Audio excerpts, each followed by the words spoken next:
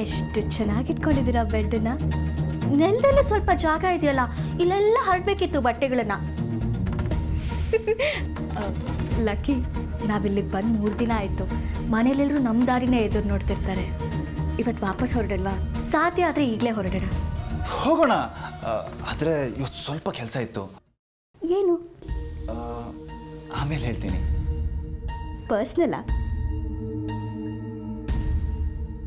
ಸರಿ.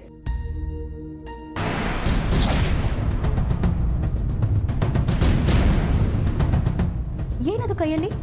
ಏನೂ ಇಲ್ಲ. ಏನೋ ಇದೆ. ಇಲ್ಲ. ಮುಚ್ಚಿಡ್ತಿದ್ದೀರಾ? ಮುಚ್ಚಿಡೋದಾ? ಅದು ನಿನ್ನ ಹತ್ರ ಇಲ್ಲ. ಹ್ಯಾಂಡ್ಸಮ್.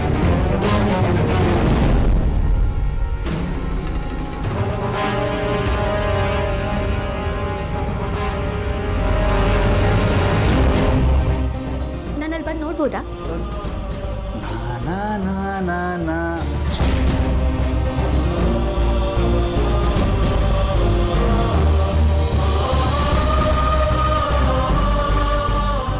ನೀನು ಇಲ್ಲಿ ಬರೋದು, ಇನ್ನೊಂದ್ಸಲಿ ಹೇಳೋದು, ಯಾಕ್ರಿ ಈ ಥರ ರೂಮ್ ಇಟ್ಕೊಂಡಿದ್ದೀರಿ